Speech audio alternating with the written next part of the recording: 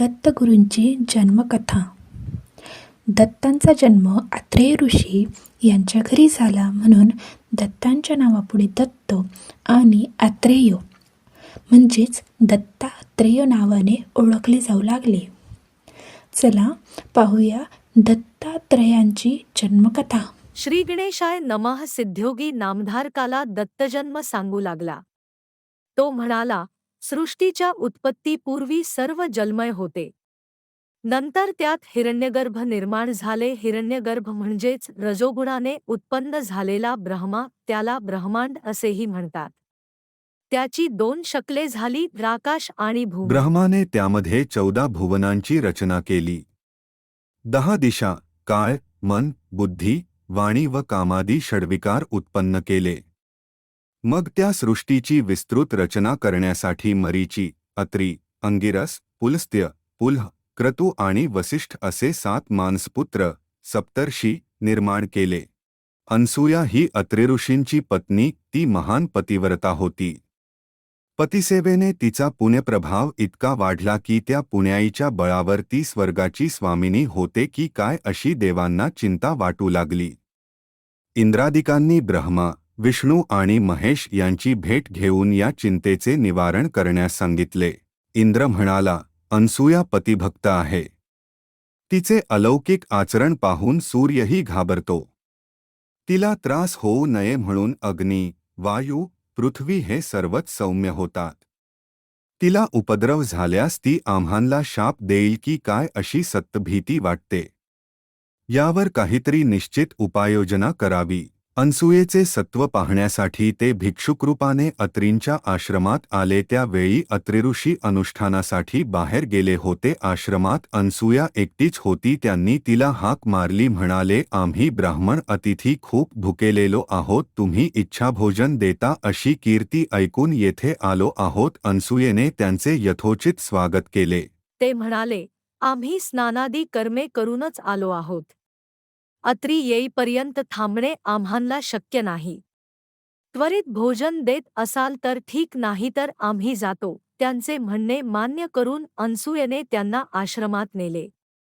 त्यांना पाटावर बसविले. पात्रे मांडली तेव्हा भिक्षुक म्हणाले, हे सती, आम्ही तुझ्या सौंदर्यांची कीर्ती ऐकून येथे आलो आहोत. तुझ्या हातच्या स्वयंपाकाची चव घ्यावी आणि तुझे विवस्त्र सौंदर्य पाहावे अशी आमची इच्छा आहे. तू नग्न होऊन आम्हांना वाढणार असशील तरच आम्ही जेवू, अन्यथा निघून जाऊ. हे ब्राह्मण आपले सत्व पाहण्यासाठी आलेले कोणीतरी श्रेष्ठ महात्मा आहेत लक्षात आले. अतिथी विन्मुख गेले तर पतीच्या आज्ञेचे उल्लंघन, विवस्त्र होऊन वाढावे तर पतिव्रतेचा धर्म मोडतो. प्रसंग बिकट आहे. मार्ग तर काढलाच पाहिजे. आज माझ्या पतीच्या तपश्चर्येचीच परीक्षा आहे, तीच माझे रक्षण करील असा विचार करून तिने अतिथींच्या मागणीला होकार दिला. माझ्या पतीची तपश्चर्या श्रेष्ठ असेल तर हे तिन्ही अतिथी लहान बालके होतील असे म्हणून ती बाहेर आली. तर काय आश्चर्य! त्या भिक्षुकांची तान्ही बालके झाली. तो भुकेने व्याकुळ होऊन रडू लागली. अनसूया अचंबित झाली. मग स्वतःला सावरून वस्त्रे नेसून आली. मातृसुलभ वात्सल्याने तिला पान्हा फुटला. मध्यान्ह समयी अत्री आश्रमात परतले. पाळण्यात झोपलेल्या बालकांना पाहून त्यांना मोठे आश्चर्य वाटले. अनसूयेने त्यांना सर्व वृत्तांत सांगितला. अत्रींनी अंतर्ज्ञानाने त्यांची स्वरूप खूण जाणली. बालरूपातील त्रिदेवांना वंदन केले.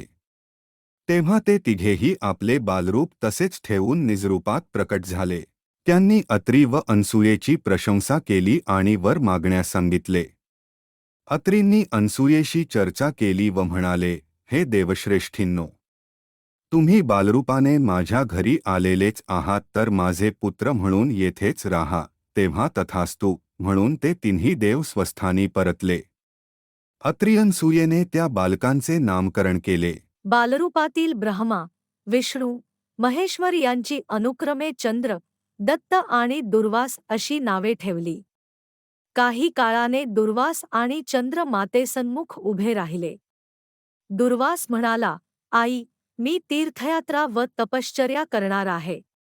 मला निरोप दे. चंद्र म्हणाला, मी तारांगणात राहून तुमच्या चरणांचे नित्य दर्शन घेईन. विष्णुमूर्ती दत्त तुझ्यापाशी राहून तुझी सेवा करील. अनसूयेने त्यांना जाण्याची आज्ञा दिली.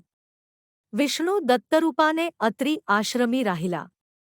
ब्रह्मदेव आणि शंकर यांनी आपापले दिव्य अंश त्याच्या ठायी स्थापन केले. तेव्हापासून दत्त हा अत्री अनसूयेचा पुत्र आणि श्रीविष्णूंचा अवतार असूनही दत्तात्रेय म्हणून राहिला.